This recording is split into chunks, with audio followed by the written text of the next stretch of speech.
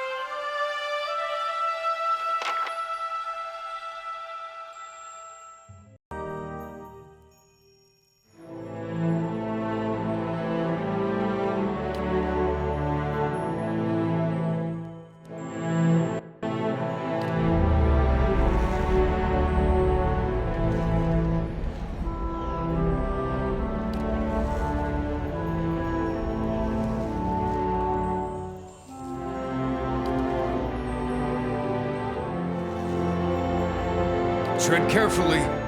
Let my face be a warning sign to always treat Galawain and his messengers with caution and reverence. The lioness reigns still, and soon her cubs will rise. Why did you strike the bear down?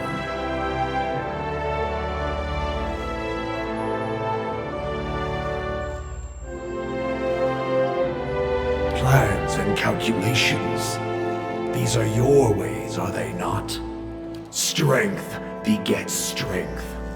The mighty seize an advantage in their jaws and do not let go. They shake and wring it, puncture its arteries with sharpened fangs. Blood whets their appetite.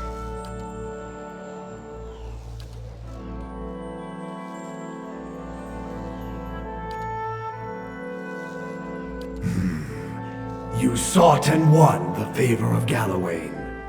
What new prey do you now pursue? To track a quarry, you must understand its movements. And Theos follows the path of a more powerful master.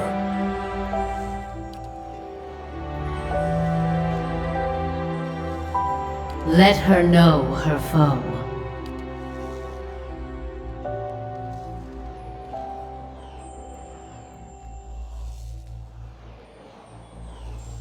Theos has trapped thousands of souls in sun and shadow like rabbits in a snare.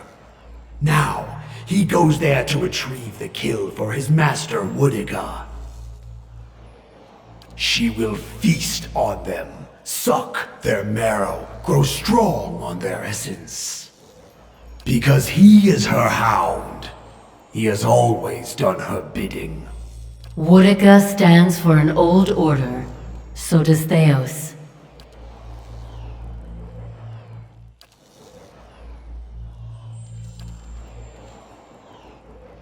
They both fear change, and the Dyrwood has changed much recently. People find answers not in the gods, but in animancy, the product of their own labors. And why not? when they have learned that even a god can be killed.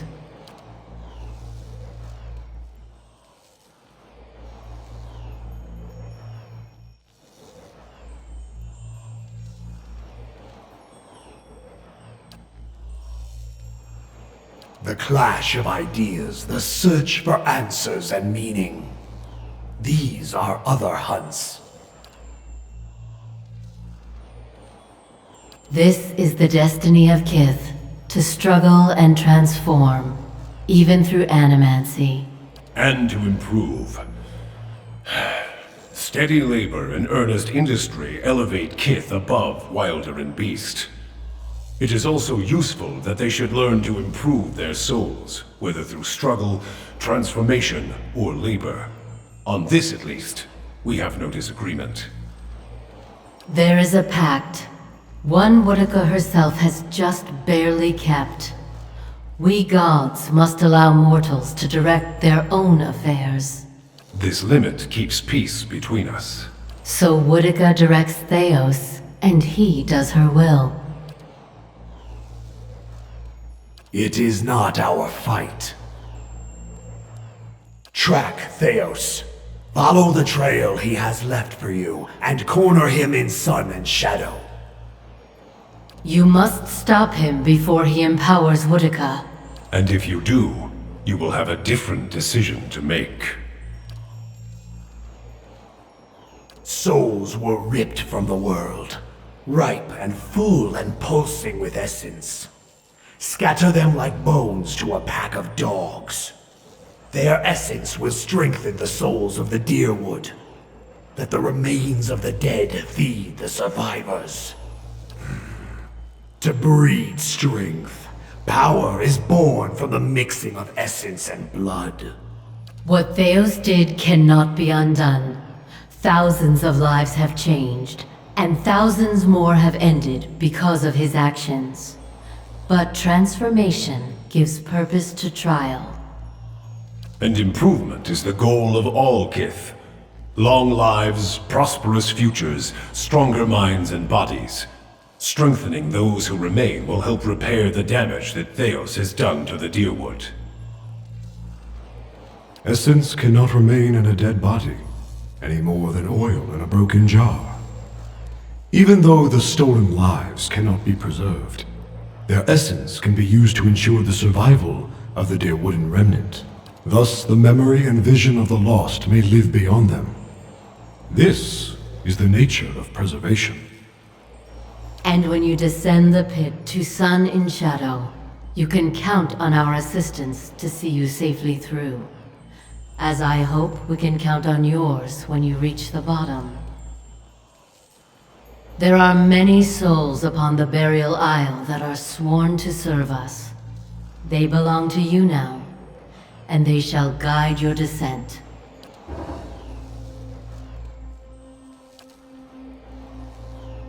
Hunt him, mortal. And when you stop him, let the souls he has captured feed the Deerwood. Strengthen the souls of those who remain. Prepare them to face the challenges that will follow. Pledge that you will do this, and we will grant you a power fit for the finest warrior who ever lived. Betray us, and my beast shall track you down. Our allegiance is not to be accepted and cast aside. My friend, this is a most auspicious moment. The Lord of the Hunt has spoken to you without omission or riddles. Heed what he said about his beast seeking you out should you stray from the task, for it is not an empty promise. The bargain is struck, Watcher. Keep your part.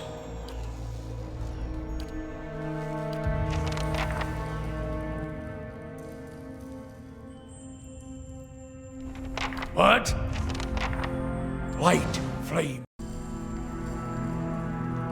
What? What is it, Watcher?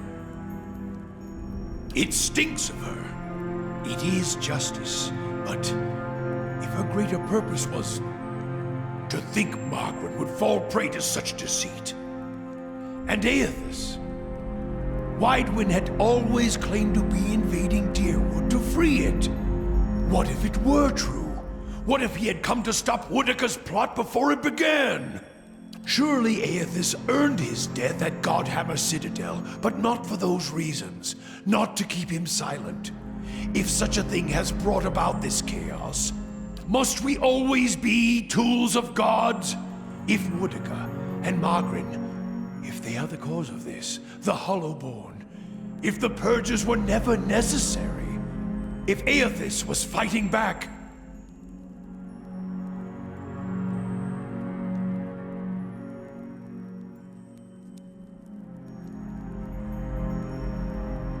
so many lies. And Woodika, perhaps she is the next god to fall beneath the Godhammer. No, I am glad to have walked this far with you, seen this truth.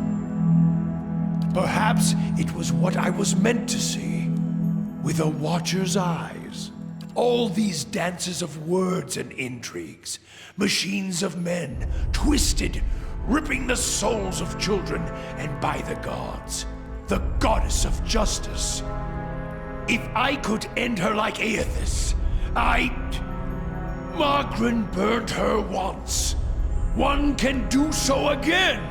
Woodika, she must answer to her own justice. Anyone with a shred of spirit seeks both justice and punishment. It burns in the heart of anyone who lives. All seek it. If the world does not balance, we all drown in the oceans. And the gods would not care. Margrin, she must be redeemed, and punishing Woodika, that will serve. Is this some final joke at my expense? To test my faith further? And why would you think that, Watcher? If all you have are questions, then I have enough of those. She is a bitch of a goddess, to be sure, but even a whore only goes so far in crossing those she serves. You answer a question with a question. Then why did I feel her disappointment at Halgot? Why were we shamed? Kill me. She is a goddess. I still drink from her burning breasts, Watcher. If she wished me dead, she could trace me to my source and kill me.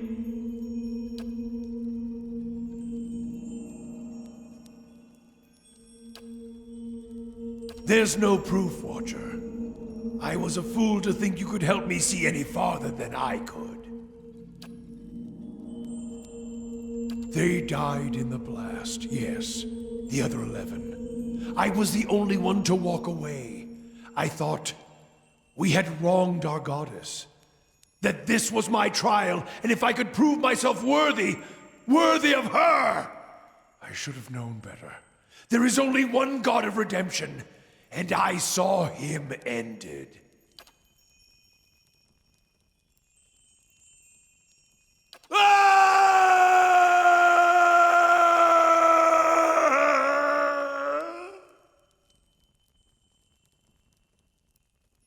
To think I served her, I followed her.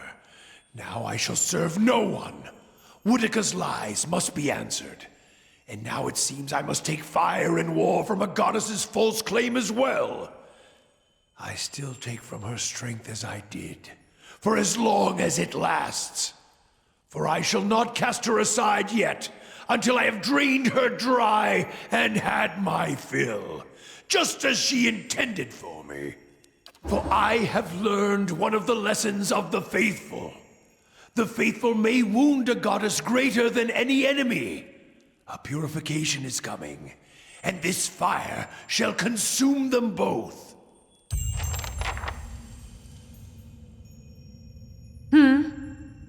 Yes?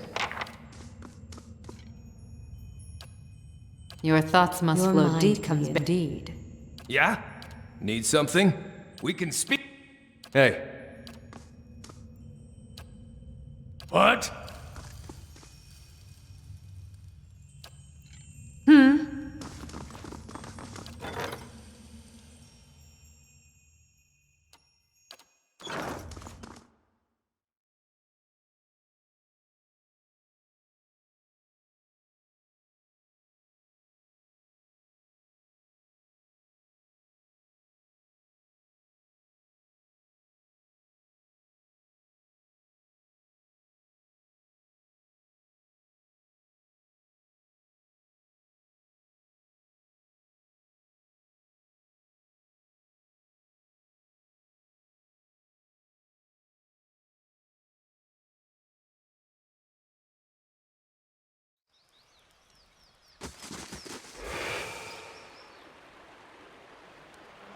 Stop right there.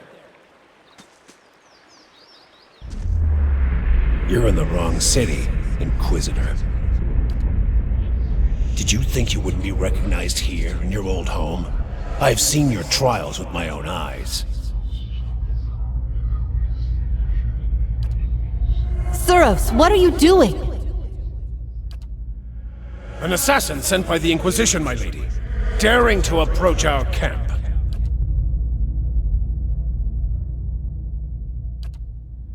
My own sister. Returned home. I never dreamed this day would come.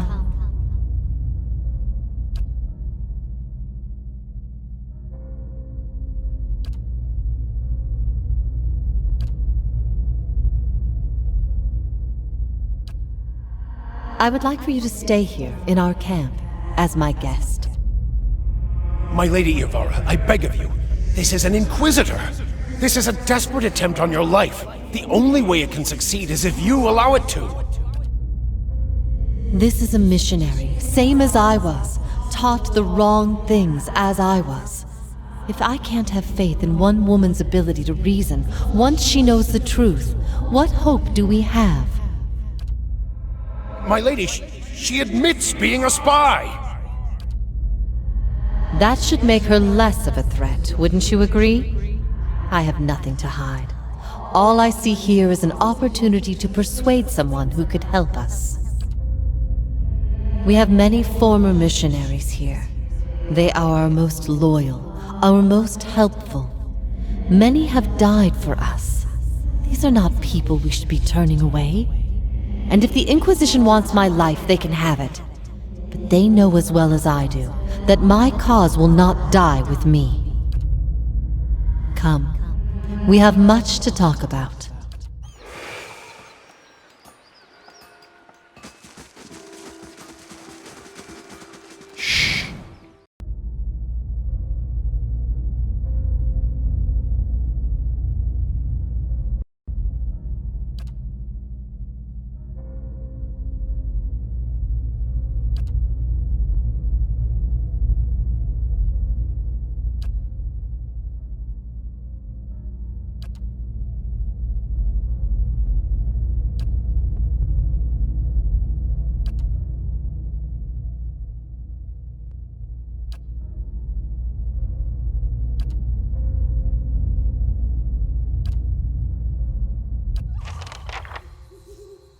Your mind comes bearing...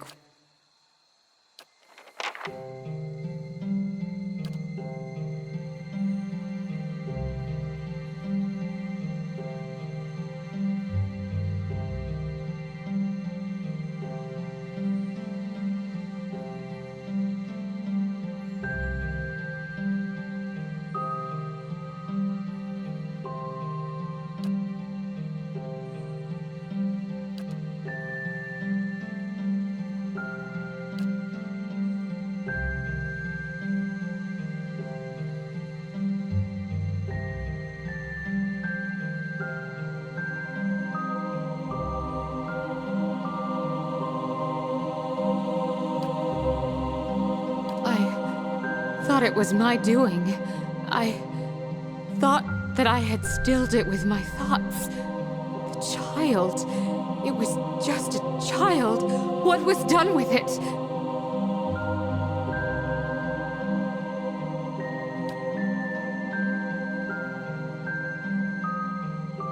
It was not the last Hollowborn on the birthing bell, and never again did I hear a child's cry.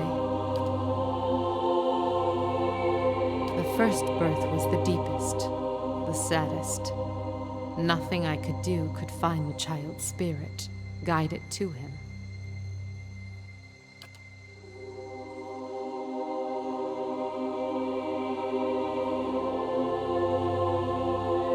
Little word of the outside world reached us. It was enough time for rage and pain and grief to guide hands.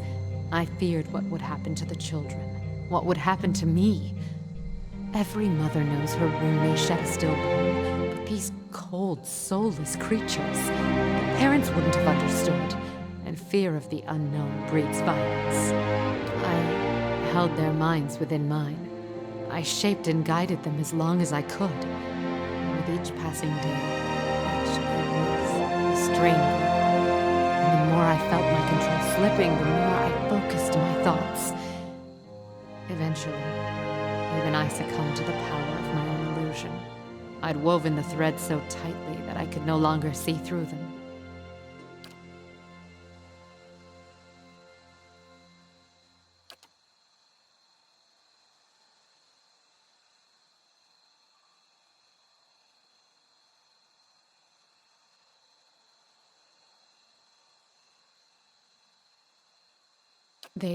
They would have killed the children. I had no choice.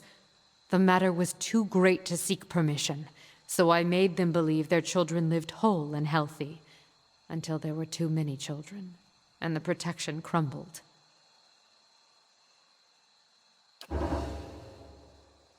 My actions only caused more misery. Worse, I took from an entire village, made them as empty and helpless as the children I sought to protect. But what then? Is it better to stand by in the face of tragedy? To let it wash over the world a hungry tide?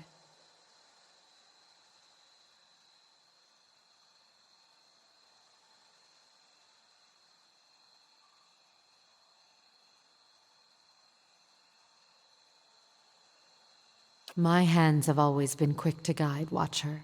To draw a child from the womb, to ease a mother's pain. It is not my way to stand aside. But the ebb and flow of birthing pains is as the turning of the wheel. A new birth, a new chance, a new life. Once this ill has run its course, perhaps this is where our hopes must lie. Your words have soothed my mind, in ways I did not expect. I thank you, Watcher, for the gift of your sight, for using it to guide me out of the prison of my mind. Let us hope it can also free you from the illusions Theos has woven around you.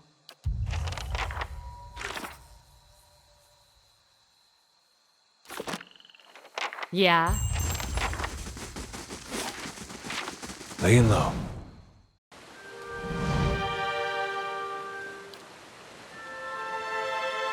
There is something I would ask of you, Watcher. A burden I would relieve. Yet, even the asking is a burden of another kind. The memories of the birthing bell, the hollow-born, the mothers.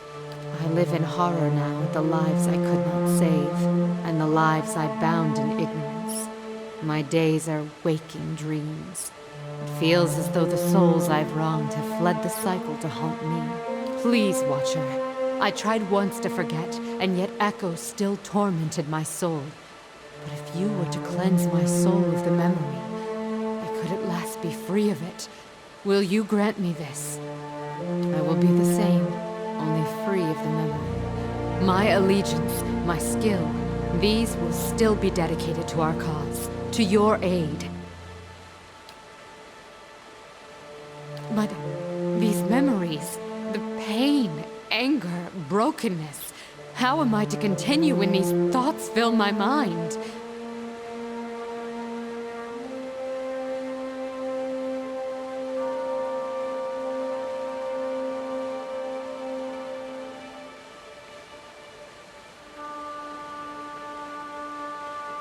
This is a difficult truth, but truth nonetheless. I thank you for your aid, Watcher, even if it is difficult to bear. Margren's fire.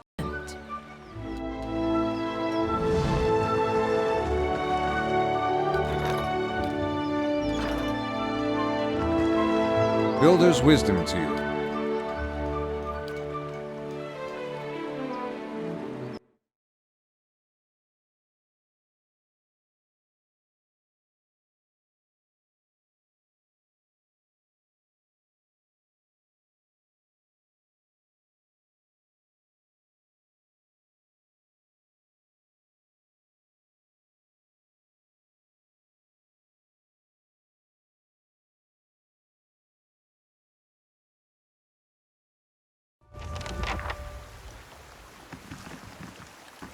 This does look like Theos' kind of place. Do you remember when we were children, and the missionaries came to tell us about the gods? They told us we could see them in the stars. And we snuck out one night and climbed the watchtower in the old fort because we thought we could see them better from up there. That fort burned down a few years ago when we cast the missionaries out. It was the missionaries who set fire to it. They didn't want us to be able to use it. Shame. There was history in that fort.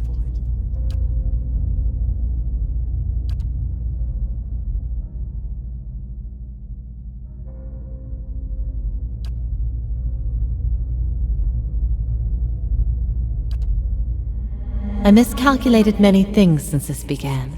I'm relieved you weren't one of them. It's a good thing we didn't hang you. I always knew this path would have consequences, but I never wanted to see Kratom suffer on my behalf. I don't think I can stay here any longer. I am told the Inquisition is gathering an army, that they have sent messengers to bargain with rulers from distant lands. Kratom is not built to withstand a siege. If war is coming, I should be doing what Theos is doing. I will need allies. Allies on a stronghold that can resist an invading army. Osionis. They have held off many would-be invaders, and their king has no love of the Inquisition's faith. I wonder, would he listen?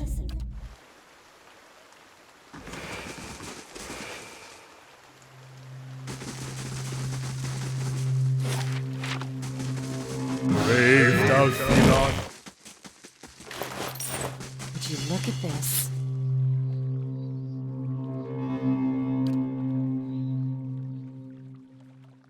I am Heravius, child of the Fisher Crane, adept of the Hawk and Ivy, wanderer of Eretha. Too formal?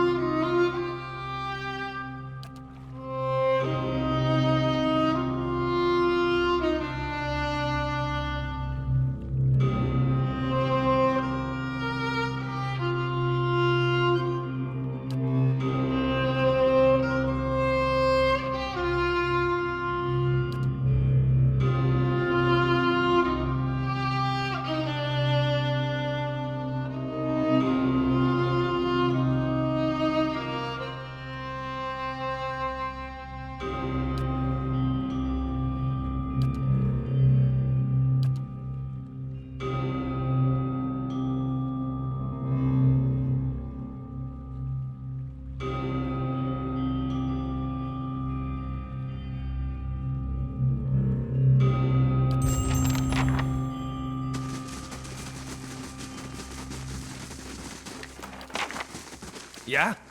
Need something? Curious about your We can speak.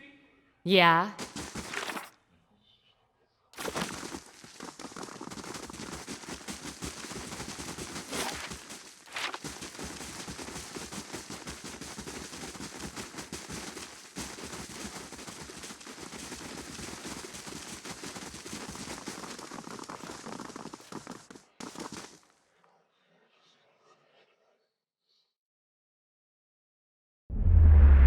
Another turn, Inquisitor.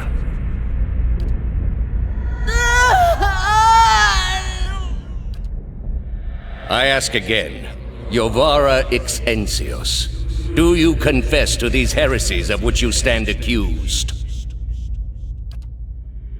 Do you confess to apostasy? I confess to renouncing a mistake.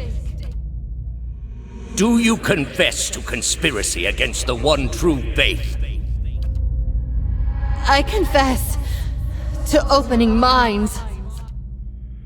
Do you confess to false prophecy? I confess to following a false prophet. Indeed. And where might we find this heretic? He wears the robes of a Grand Inquisitor. You have no followers here, heretic. Your lies hold no sway in the court of the penitents. Only my truth, then. Another turn.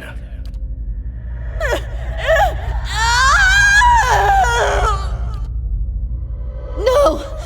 Wait! Wait! I'm ready. I'm ready. You are ready to give a confession?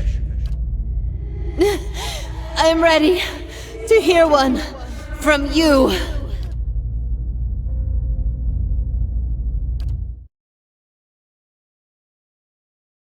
The exiled queen. Let's hope that grim countenance bodes well.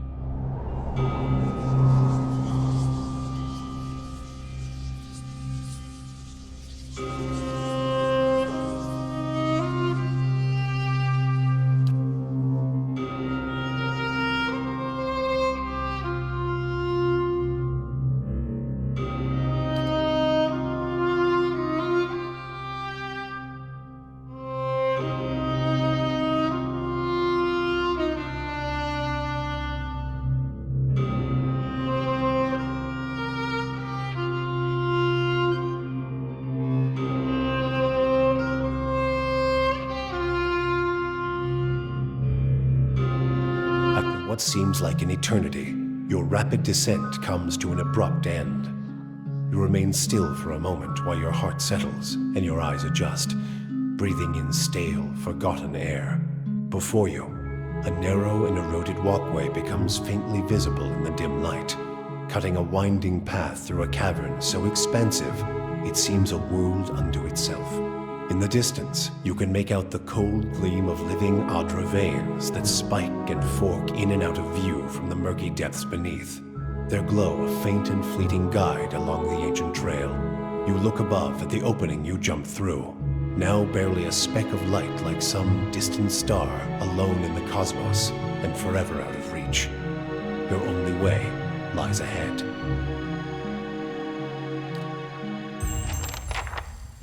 Well, that went better than I expected. I think that statue of Whitaker was watching us soil ourselves on the way down. Everyone all right? No shattered knees?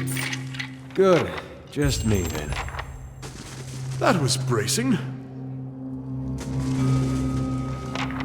There! Done! There! Done! Look at this. Let's go! Done!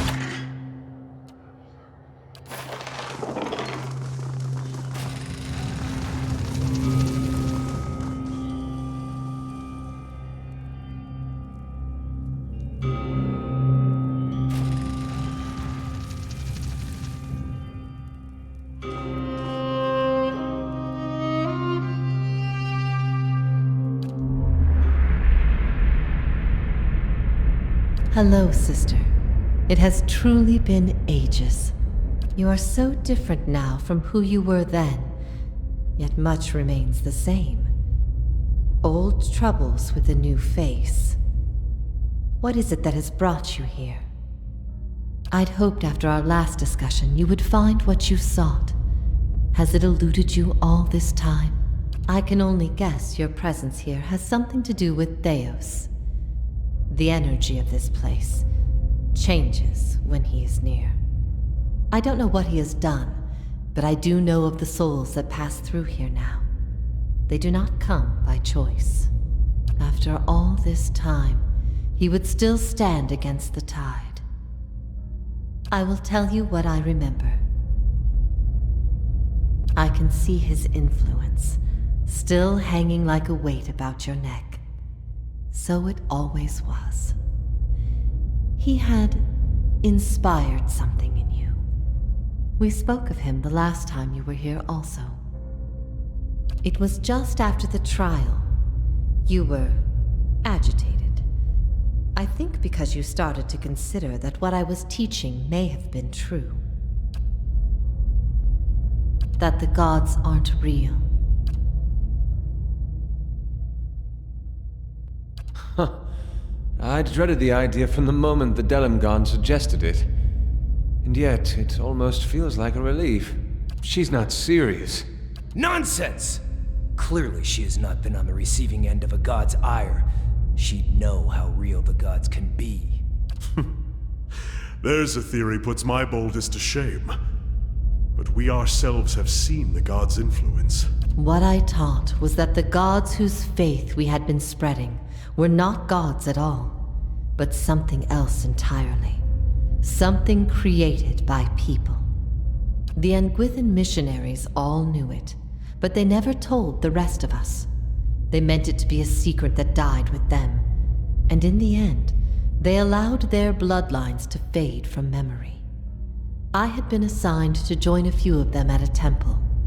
I found the door to their chambers closed, but the room was stone and the door thin. Their voices carried. I heard enough. I investigated the things they spoke of, and everything was there, just as they said it'd be. I never thought of it as faith, but I think you are right to call it that. Let the world see. Let them decide what to do. That was my faith. I became a missionary because the gods brought me hope that I wanted to bring to others. For a time, the truth sent me to a dark place. Then the day came when I realized nothing had changed, that I still had a purpose, and the purpose was the same and it was worth living for. I began questioning the other missionaries in public, exposing their parlor tricks. In time, their following became mine. They were conceived by Engwith, a society of high minds and broad concerns. Theos's people. In their time, every people worshipped its own gods. Sometimes they warred over it. After a few wars of their own, the Anguithans sought an end to it. They devoted all their energy to finding the true creators. Generation after generation, they prodded and worked the stitching of the world and unlocked its secrets. One day, they found an answer. Except the answer was no answer at all. There were no gods to be found. Or if there ever were, they were gone. It shook them, this finding. If they could discover this on their own, how long until others would? How long before war and chaos reigned over a world without consequence? But they had mastered many things in their pursuit of these answers. And with their mastery, they crafted their own gods to fill the void, and sent missionaries to the corners of the world to spread their faith. You asked me this once before. Nothing I can say would be any proof, and it may be certainty your soul craves. Resolution. But if you are bound for the same place Theos directs these souls, you will see for yourself, as you once did. Everyone faces this truth at one time or another. Few confront it. Few have the stomach to ask what if. And in avoiding the question, they deny themselves an identity of their own. What if all the tragedy, all the persecution, came in defense of an imposter? That's not... That can't be right. Aethys, he's done miracles for people. The power of the gods is undeniable. the truth of the story they weave is not? What if you had always been alone, without guidance? Well, as poorly as I've chosen my guides, I suppose it would be a comfort to know that I'm free of them. The freedom has always been. It was the guidance that was the illusion. If all our common threads are spun from a lie, what's left to bind us together? All of us across Eora are trying to survive, to make sense of the world. What could better bind us together than that struggle?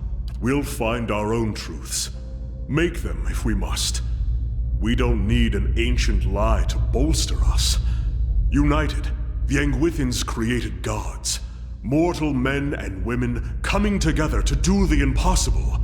Let us surpass them. What if neither guide knew the way? How then would you choose a course? Wild teaches us that the gods cannot give you lasting wisdom. They can only inspire you to find wisdom in your own time. What if even mastery over all things cannot answer the most basic of questions? I stopped asking those questions long ago. It is enough to care for those we love with the time we have in this life.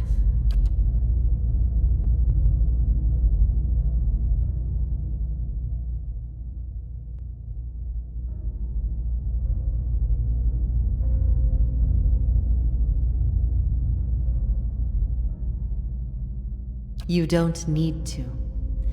Everything you choose to do in light of it will be your answer. I ask these things not to trouble you, but to show why they must be confronted. No answer is simple, but somewhere between them all lies a truth so beautiful, not even a god could conceive it. Do we not owe ourselves a chance to find our part in it?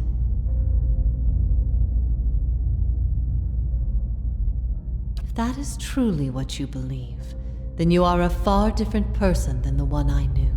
I've been alone here with my thoughts for so long now. I've found peace with my failures, and with my punishment. I no longer curse fate for what might have been. But there is one thing that has clawed and scraped at my mind all these years. One thing that will not be put to rest until I know. Until I understand. I need to know why you chose to remain with the Inquisition, even after you'd learned the truth. Do you remember?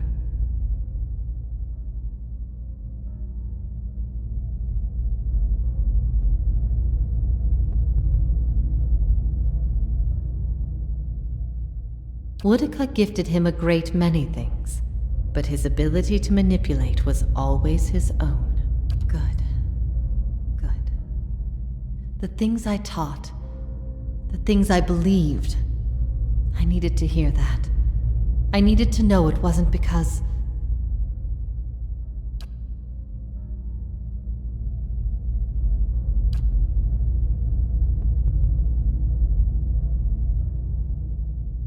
I've always looked up to you, since we were children. You had heard both sides, seen everything. If not you, then who?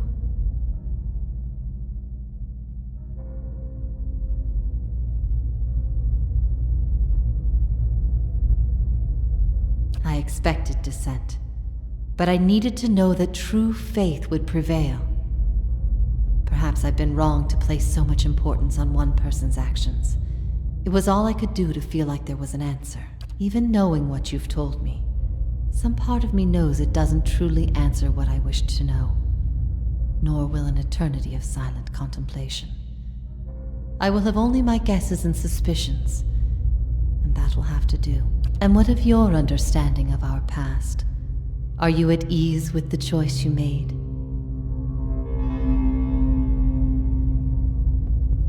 At first I thought this might be the source of your soul's anguish. But now I see I was mistaken. You are not divided on this matter. You have put it behind you. It is with Theos that your agony lies, in sun and shadow.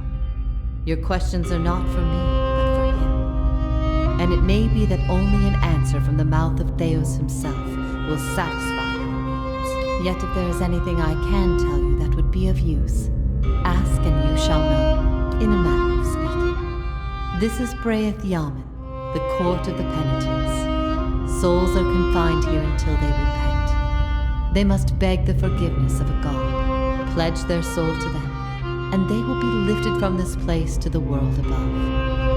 In truth, they receive leniency, but not true mercy.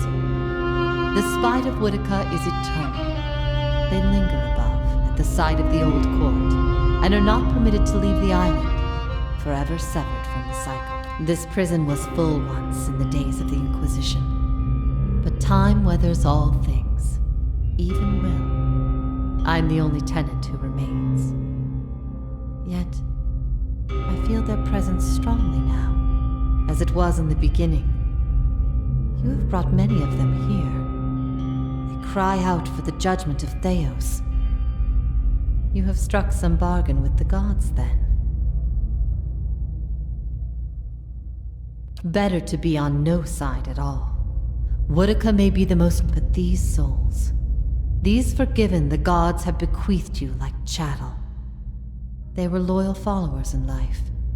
They will be with you to the very end. Last time someone asked me that, I was bound to an iron wheel with a broken spine. There are many things I've come to doubt about the choices I made in life, but that trial was my one moment of certainty. Even without a chorus of gods to tell me I had been right, the gods need to be reminded that we have a spirit, and that spirit is proof against their power. They have the power to manipulate and confuse and ruin us, but not to change our will. I will remain here until the world crumbles and fades from existence, with joy in my heart, knowing I've shown them what they truly are.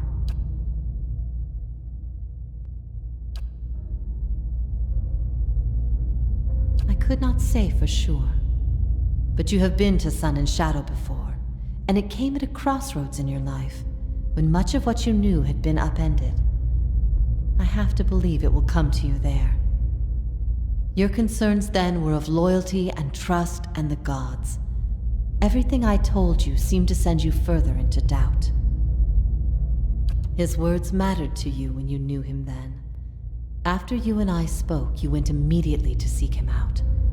Perhaps you simply sought confirmation from the man you trusted. If something from that time still troubles you, it may be something he told you then, or refused to tell you. He keeps secrets better than any in this world. He cares only for the secret he keeps locked away. He destroys anyone who might discover it, no matter their chances. That's why he's always favored Woedica. It isn't in her love of promises or justice. It's her disregard for the rules. Her willingness to do what is necessary. To Theos, she's not a deity, but an ally with which to conspire. When her power waxes, she does as she pleases with this realm, as well as hers. And she wants that secret guarded as much as he. If Theos succeeds, there will be a shift in the balance of power among the gods. Woedica was vanquished once, when the other gods decided she had gone too far, and her power diminished. With this infusion, there is no telling what she will do. The only certainty is that there will be chaos in their realm, as well as ours. You will not find a more resolute being on all of Eora. There is no offer you could make, nor spell you could cast, nor pain you could inflict that would make him reveal what he hides. But I see you have become a watcher in this life. Perhaps in defeat, when he can no longer defend himself, you might learn something from him. Theos will not wait for you. If you do not catch up to him now, you may never find him again.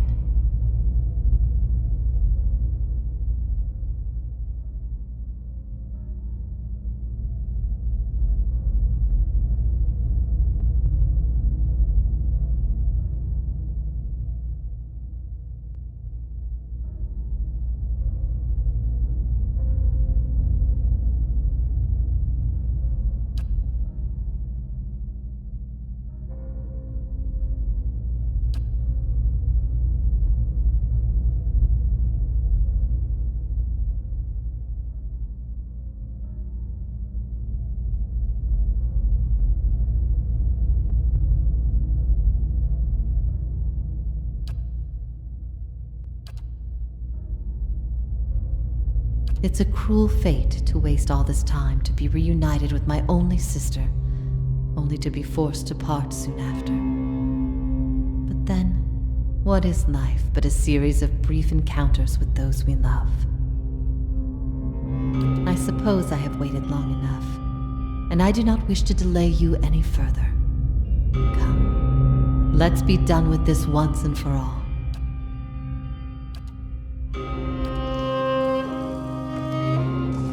So, it's true.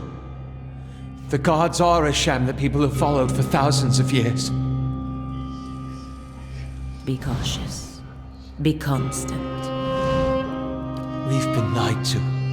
Our whole lives, and many lives before that. And it's led us to put our faith in a pantheon of gods that never deserved it in the first place.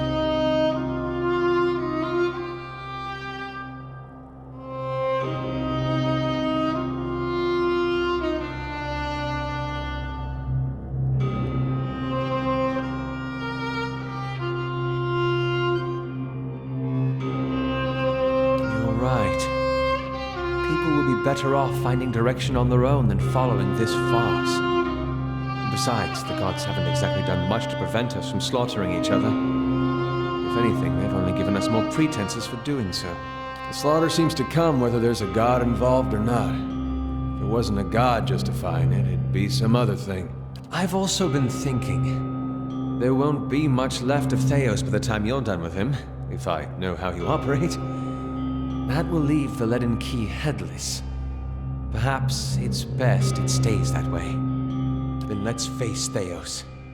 When this is all over, I'll make sure that no one is able to commit his abuses again. Well, doesn't that just beat all? Here I was, wondering all this time whether all these terrible things were people's fault or the gods. Turns out they might be the same thing. Wonder how things would have gone different 15 years ago if the Raid Sarens had been told their god was made in some forge or kiln someplace. Would we still have gone to war?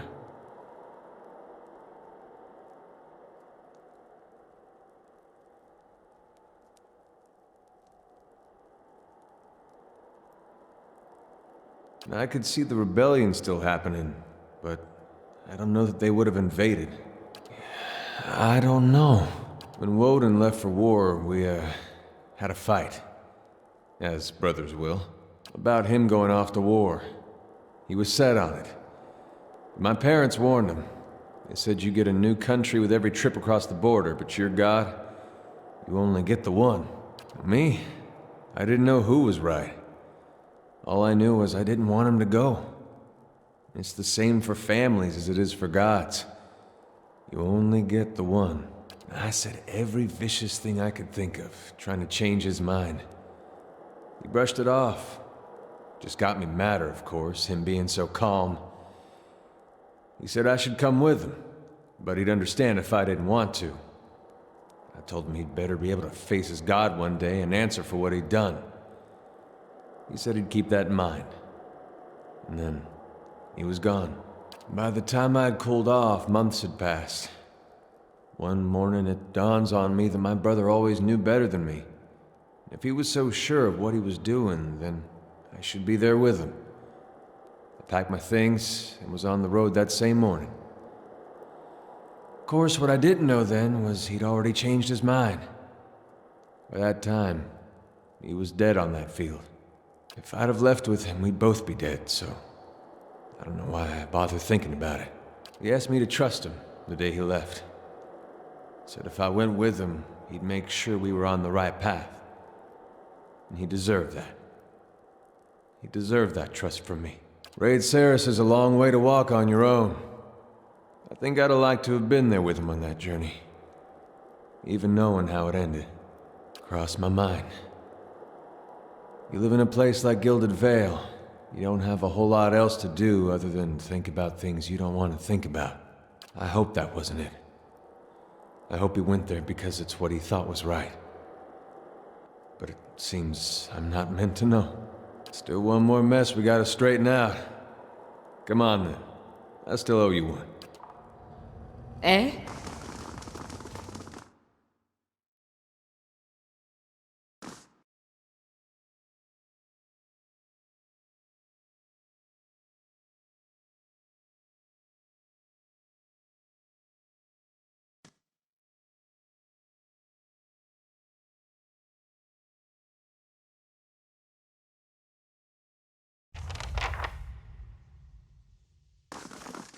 Even my Stelgar eyes can't see in this darkness.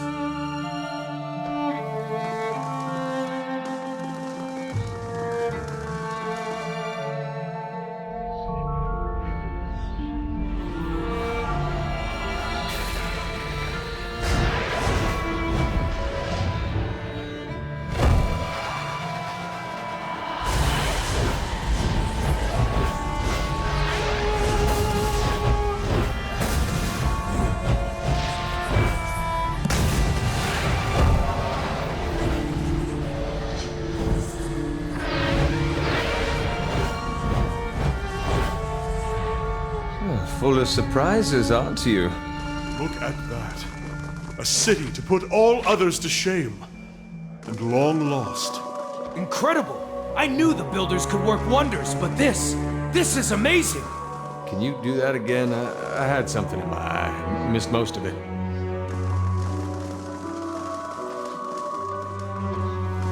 Brave Dalfilathili. Dunzenet Fostendago Batso.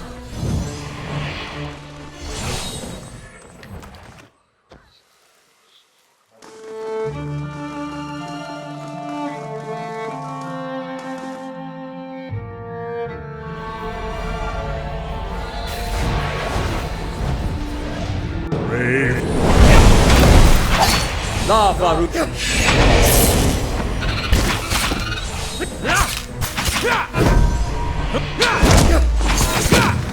That's not the...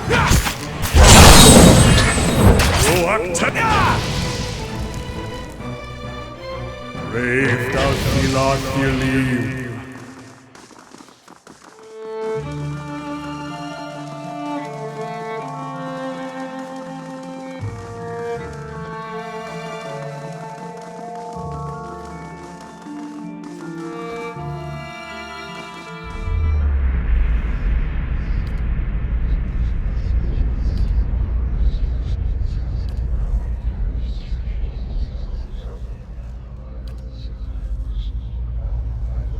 Can it?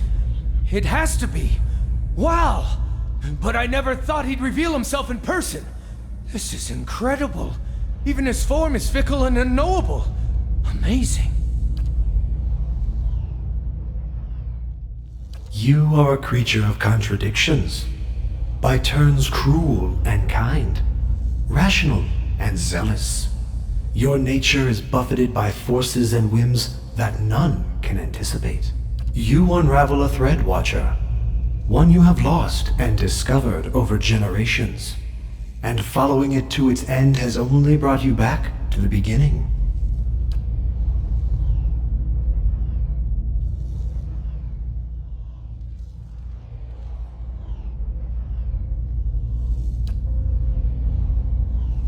A nebula of souls, blind and brimming with potential.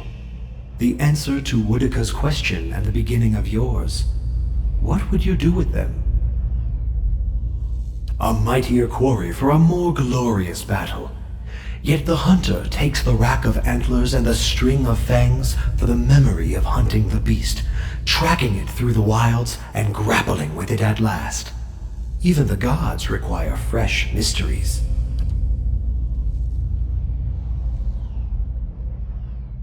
In a way. But something must be done, and hurling them from the machinery of other schemes is the truest course of action. No end, Watcher. That is the purpose. None know. They could end up anywhere in the realms of gods or mortals, whole or divided. Discovering them again and charting their course through the ether will be a new mystery. That is a word for endings, and this is but a crossroads. Even I do not know what you would choose.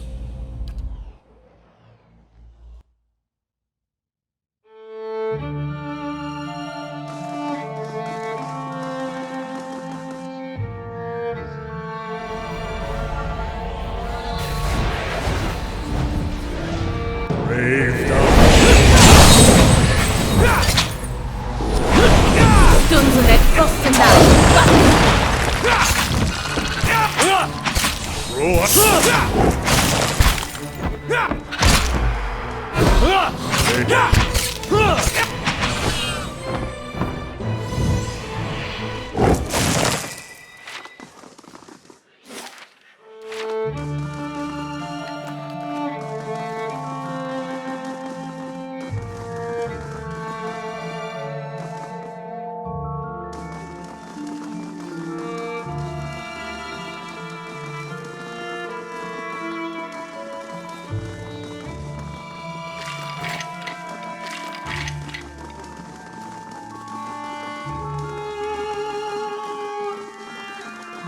Brave Dalfila.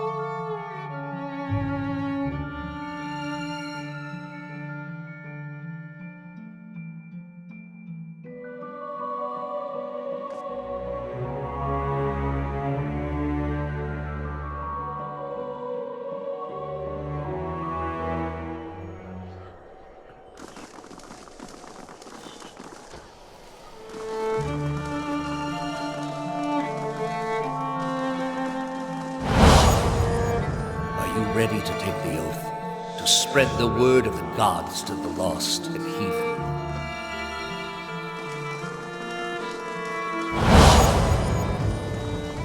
I am trusting you to remain loyal to the gods in this.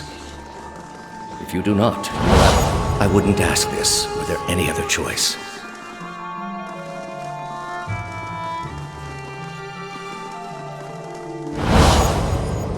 This is a missionary.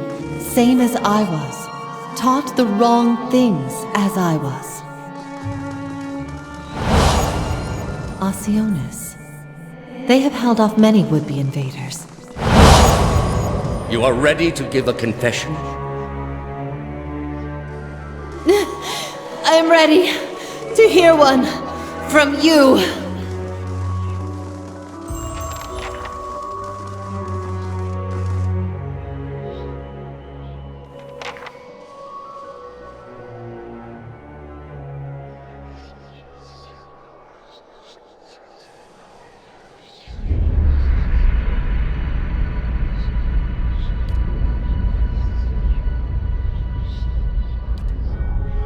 You are far from your post, Inquisitor. What brings you here? The Inquisition was based on the need to cut the flesh from a rotting wound. They are monuments to Woodica's greatest servants among my people. I hope to join them myself one day, but my work is not yet complete. It has many uses, but its purpose is to bring structure to the chaos that surrounds it. That woman sought only to destroy the foundations of peace and civility that my people sacrificed everything to build. We are in a sanctum holy to Woodica. There are others like it in service to the other gods. I come here often to pray for her counsel, and in this space I may be assured that she hears me.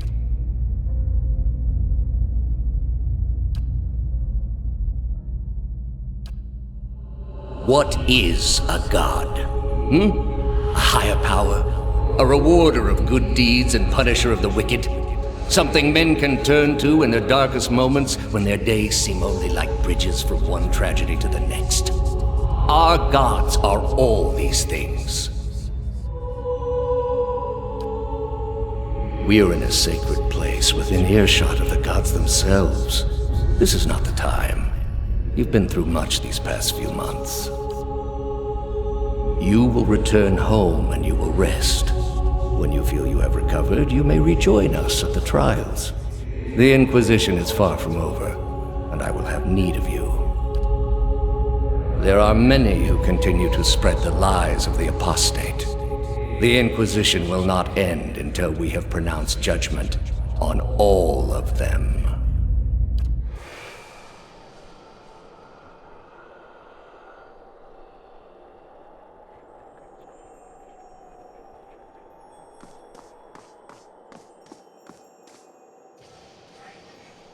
How did you find it? Another in a string of acts of petty defiance. For all her knowledge, she always preferred spite over reason. Then she should have obeyed. I ask one thing of all my followers. She was incapable. A waste of rare talent and intellect. What of your cohorts, then? They have followed you to their deaths. Is it loyalty that brings them here? Or is it, as my agents suggest, that they have no direction of their own? You worshipped Aethys, did you not? Your spies are good. What gave me away? The cape? Yet when your god needed you the most, you chose your country. We were being invaded. Not by anyone who was acting like a god. Then I should think your hometown gave you a hero's welcome when you returned. Well, they made cake. And I think you can expect folks to get jumpy when the gods aren't there to reassure them. Maybe if they weren't all too busy trying to kill each other. The gods argue over how best to prevent Kith society from destroying itself. These disruptions would not be necessary were mortal instinct not so diseased. You have devoted yourself to studying the work of my people. Why? I thought your people had much to teach us. That we too could create great machines, improve our ships, make an empire as vast and impressive as yours ever was, built upon your secrets. And did you ever consider that these were things you were never meant to understand? That their comprehension is beyond you?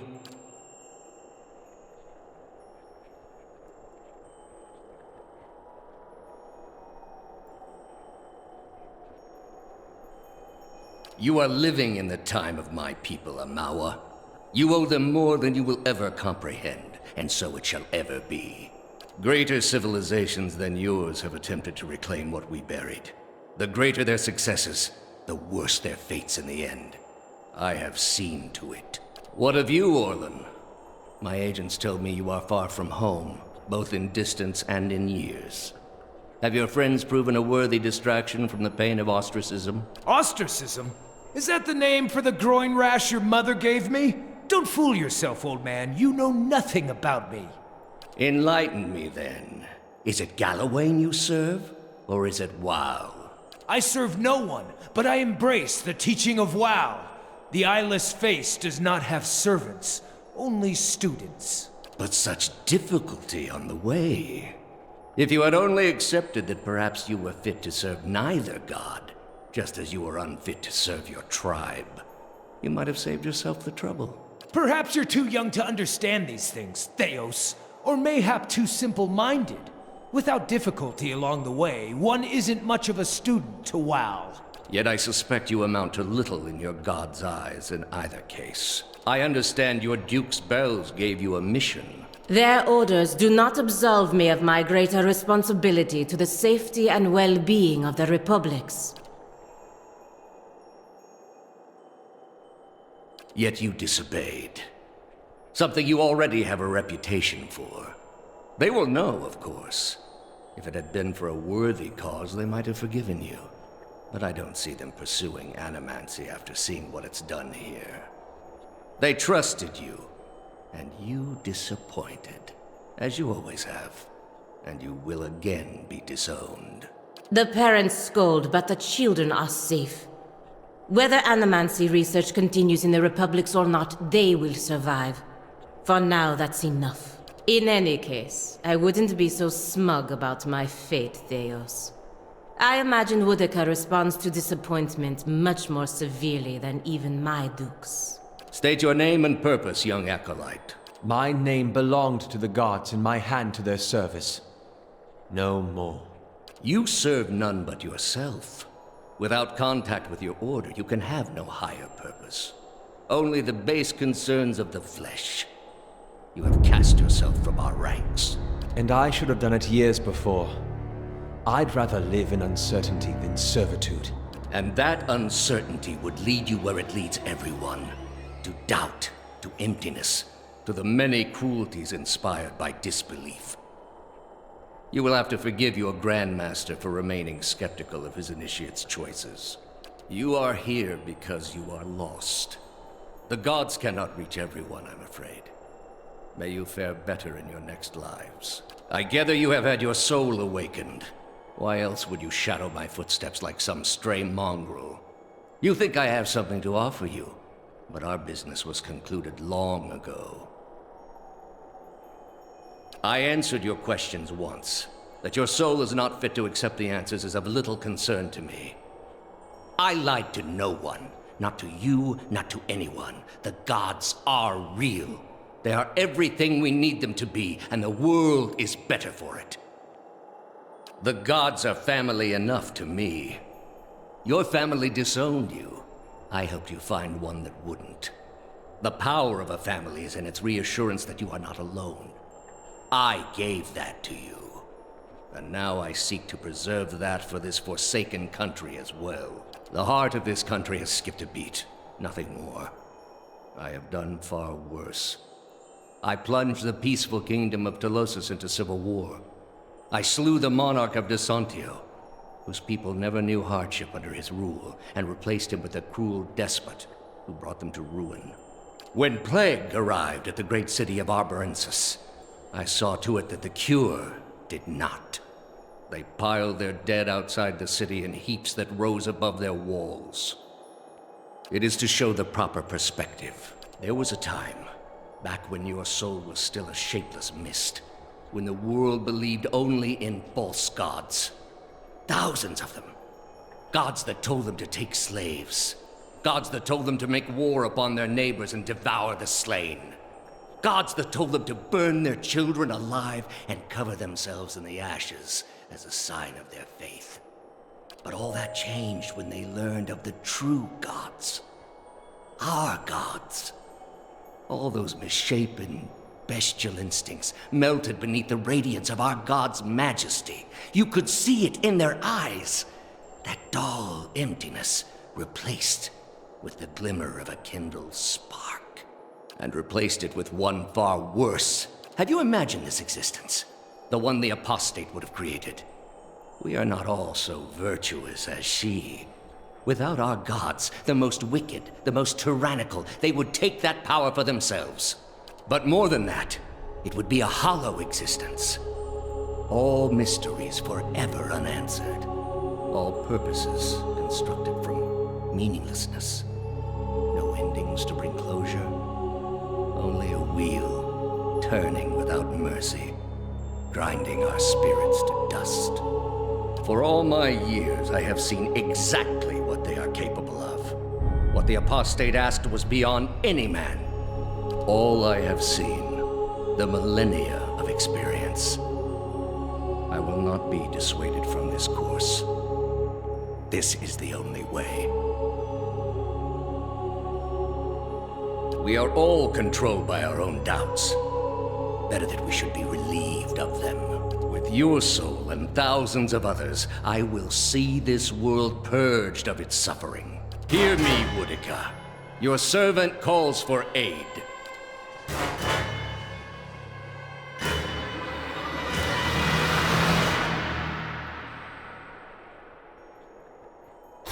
Roach 10!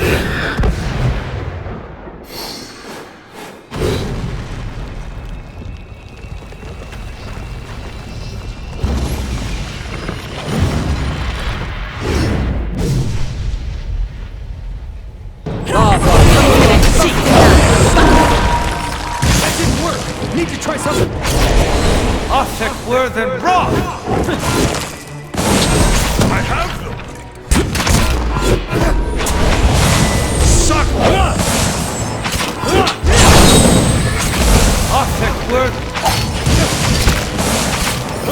Go in.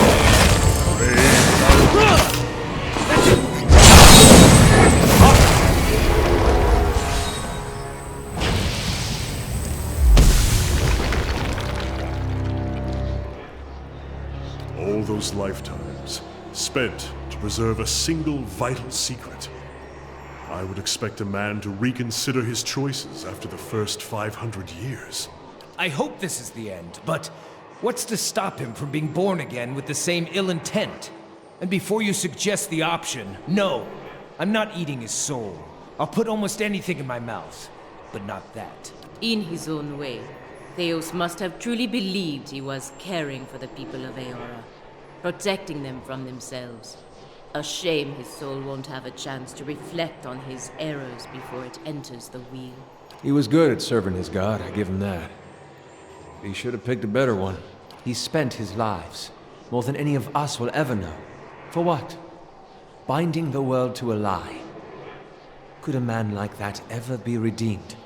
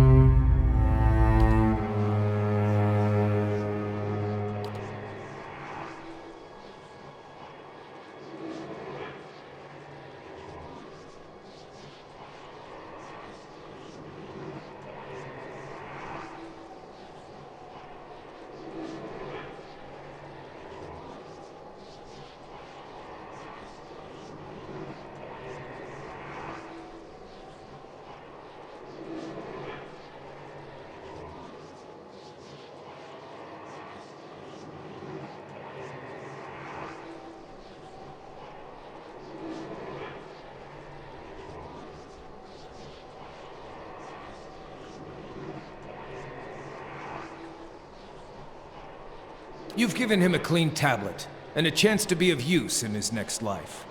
This is a kindness Theos does not deserve, but perhaps whatever merit is in him will be known to the world the next time around. Let us hope his old nature dies with his You are kinder to that man than I would have been. A questionable act. Without his memories, there will be nothing of Theos left to appreciate your mercy.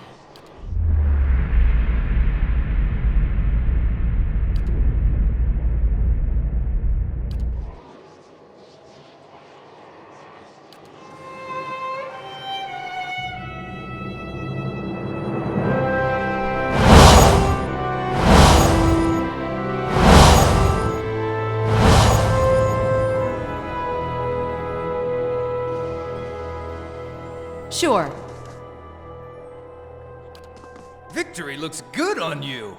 There was a blur about your soul that lingers no more. Seems putting Theos to rest has given you some measure of inner peace.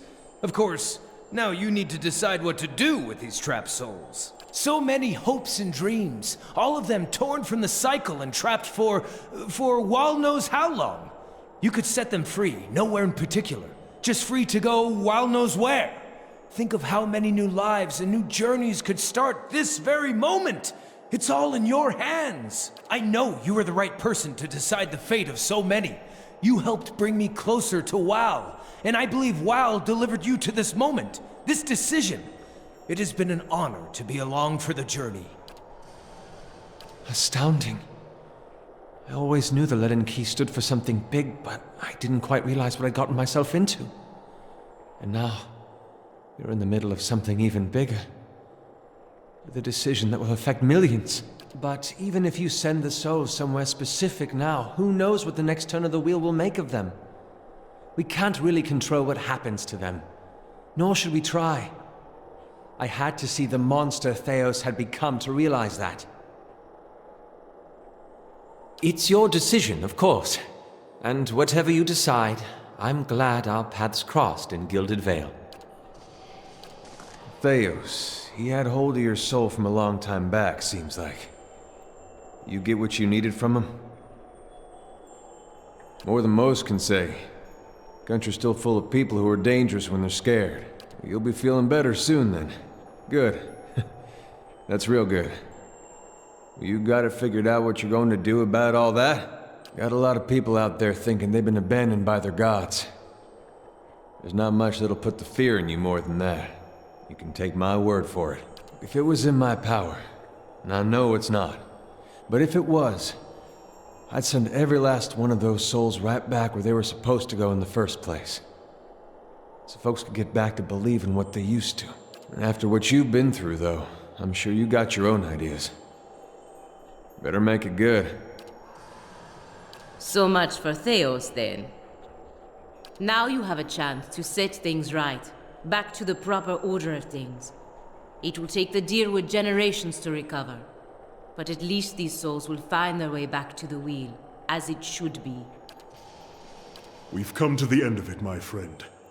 It has been an honor to walk this road with you, and I will regret our parting.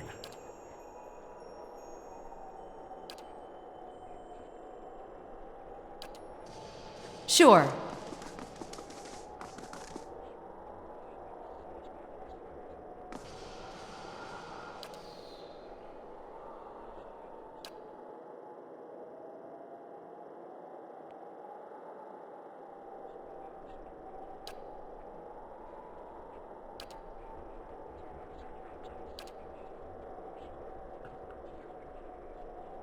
At your command, the ancient device became your instrument, spinning to life with deafening resonance and gathering up the swirling essence like thread on a great spindle.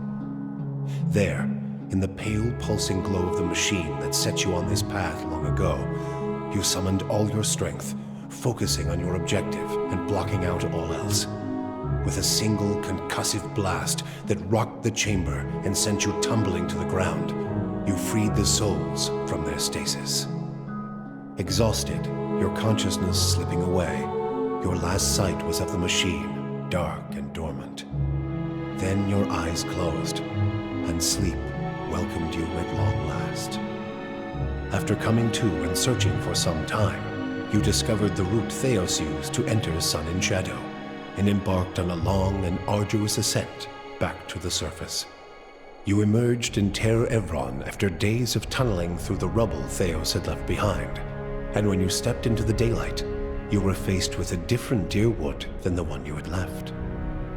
At your direction, the essence gathered in Sun and Shadow was sent across Dyrwood to meld with and galvanize the souls of its people. In the days that followed, Dyrwoodans confronting adversity and expecting to be at the mercy of their own weakness, instead found strength and the will to persevere. The aggrieved found themselves able to carry on after their losses. The desperate found new reasons to hope. And the new reasons to hope were many, for Widewind's legacy had come to an end after 15 years. Hollow births ceased in the Dyrwood, and a country that only days ago had seemed on the brink of collapse was suddenly on the path to a recovery. A fitter, more resilient country in the preferred image of the god of the hunt. Lord Radric's zeal had brought him back to life once, but it would not do so again. Radric's destruction at your hands spelled the end of his suffocating rule over Gilded Vale and the surrounding area. In his absence, the village prospered, becoming a popular destination for new settlers anxious to leave Defiance Bay after the riots. Without a nearby ruler, it also grew more wild, with many settlers moving on as soon as they'd arrived, turned off by lawlessness that was excessive even by Dyrwoodan standards. Nevertheless, despite the challenges of living there, Gilded Vale had survived, and would continue to survive for the foreseeable future. Following the assassinations of Duke Avar Wolfgren and Lady Webb, Defiance Bay was thrown into political upheaval. In the ensuing weeks, the streets had become the domain of looters and blackguards. Few dared to step outside their own doors alone or unarmed. But order was soon re-established by the Knights of the Crucible, who, despite their depleted numbers, had gained favor in the public eye for their role in the unraveling of the conspiracy surrounding Widewind's legacy, and were quickly reinforced by returning forces from Fleetbreaker Castle. For the Knights, their resurgence marked a return to the tradition as well. Having seen firsthand the dangers presented by dabblers in animancy, the Order quickly abolished the practice internally, preferring the familiarity of their hammers and forges to the uncertainties of Essence and Adra. Their identity rediscovered, the Knights suppressed their political aspirations and began once again to train their recruits in the art of blacksmithing, recapturing the post-revolutionary ideals of Dyrwood and regaining the respect of its citizens as a result. Though the machine atop Ter Noaneth had been disabled, it had not seen its last use.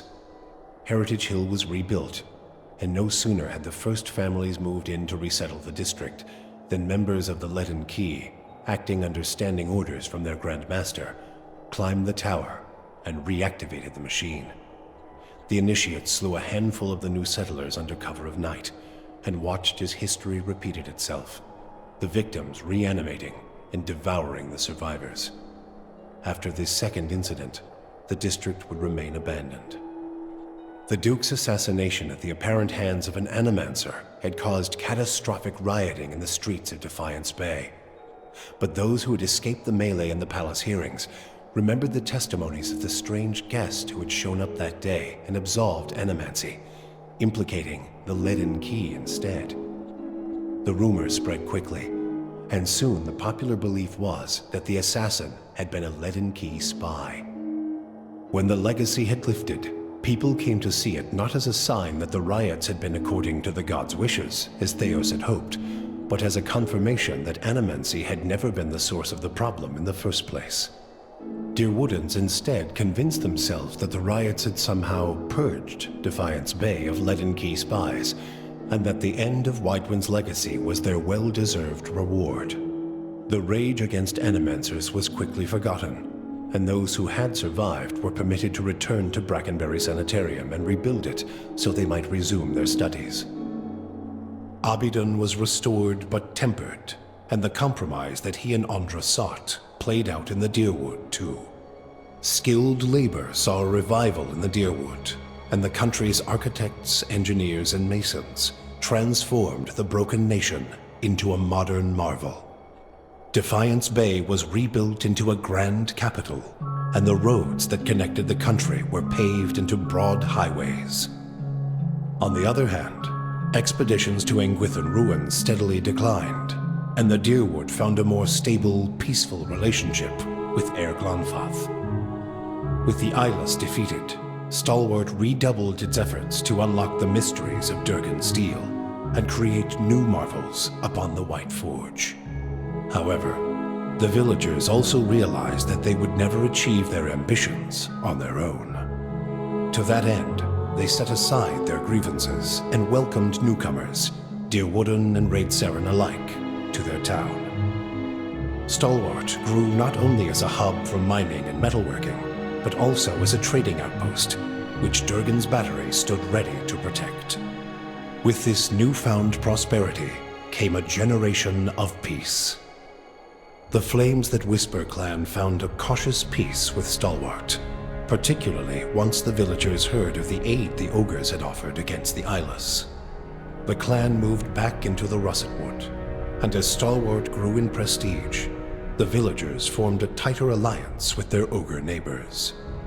Within a generation, ogre traders visited Stalwart, and village hunters were welcome in the Russetwood. Harmka's death had brought the Devil of Carrick little satisfaction. In time, her taste for vengeance soured. What replaced it was a hunger to feel something, anything, new. Summer had thinned the snowpack twice over when she felt the joint at her elbow first begin to stiffen. She turned her back on the hopes of animancy and civilization and walked east. She pushed through the mountains, past Raidsaris, and into the broad plains of Ishamiddle. She had forgotten what it was like to simply journey, no goal or destination in mind. Though she felt nothing more than the steady thump of her feet on the road, the endless horizons and grassy meadows were new to her. She measured her time in the gradual rusting of her body and was satisfied. Her movements slowed, but so did the world around her. Waist-high grasses undulated intact in the wind, as gradual as the tides. Sparrows and blackjays made steady pilgrimages across the sky, each flap of their wings a solemn salute. She could hardly move when she found something she had never seen before, the ocean. With the last of her strength, she pulled herself beneath the water, content at last to feel the movement of currents and the constant caress of the waves. Zawa came to believe that the Dakan had survived through him. He returned to Ishamiddle, where he united a number of small, vulnerable tribes under the beliefs of his people. He called them Takanakin, kin of Takan, and under his tutelage, they became strong enough to resist would-be conquerors. Zawa taught his secrets not to one chosen person, but to all, that the line of knowledge might never be broken.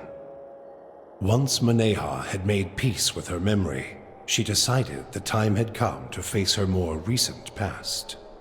For the first time in decades, she returned home to Rawatai, and she found that it had changed as much as she had.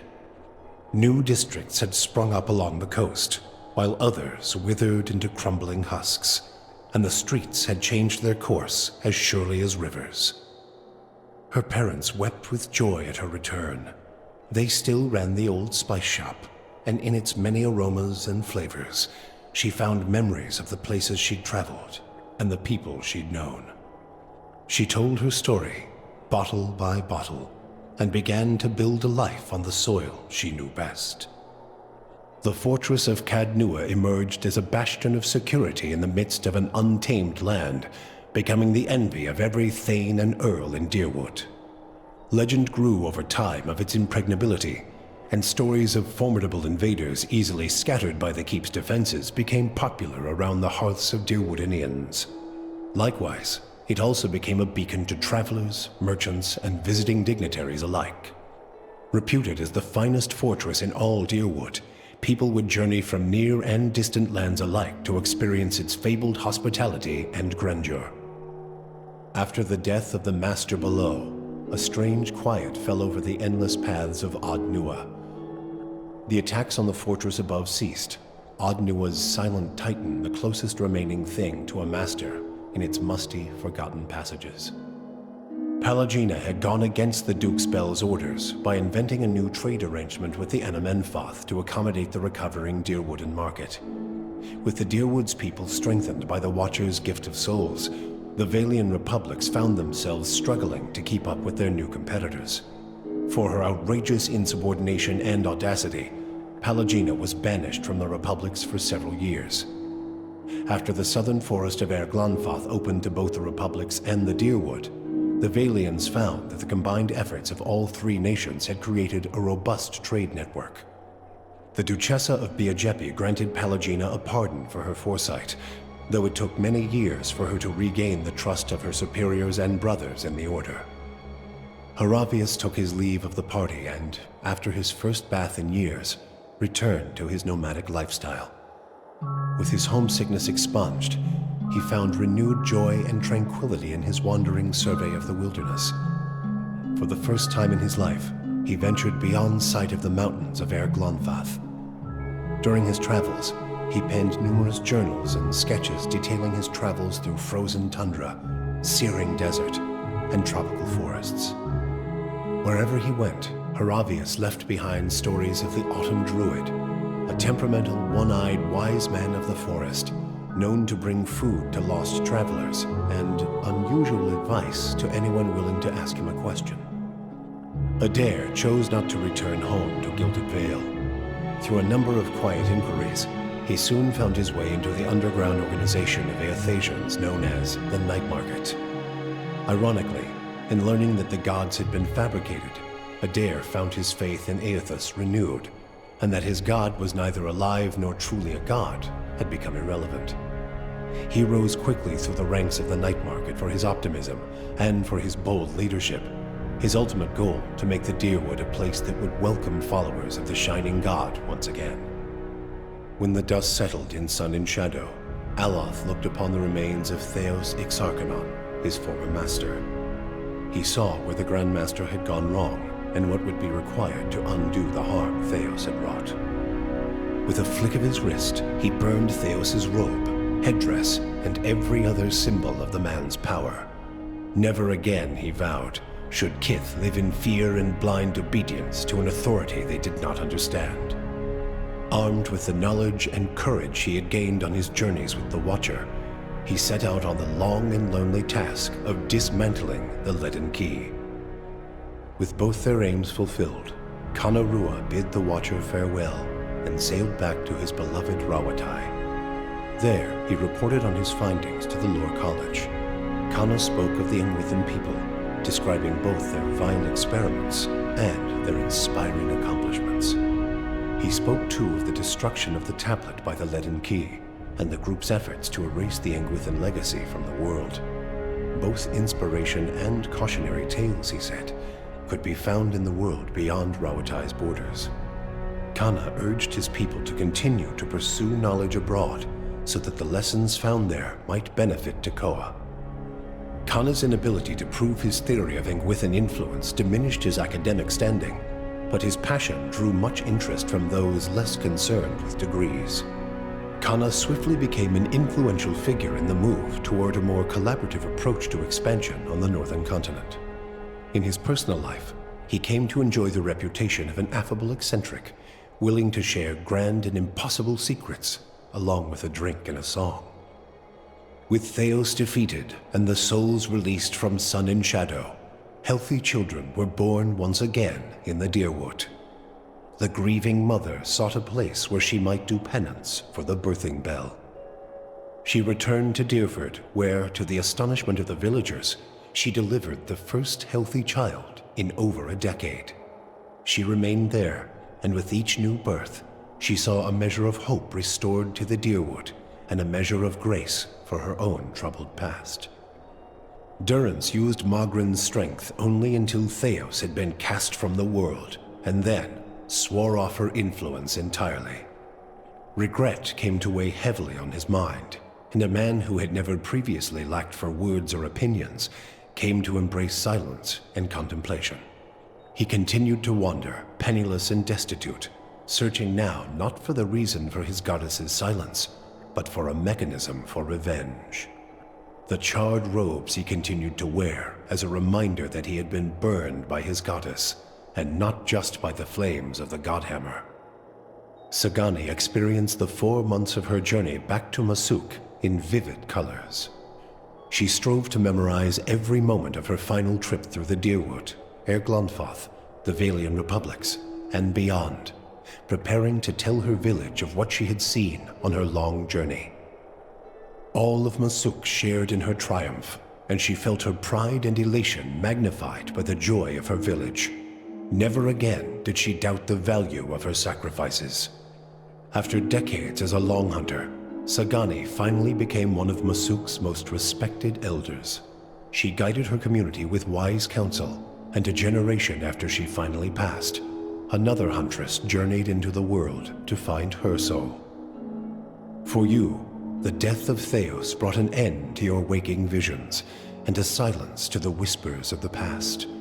In their absence, you were able to sleep. The questions of a distant lifetime ceased to trouble your soul. All that remained was what to make of the answer. But at the moment, there was little to be done, and the matter would have to wait. A long journey loomed ahead, made no easier by your decision to bring an infant to Sun and Shadow.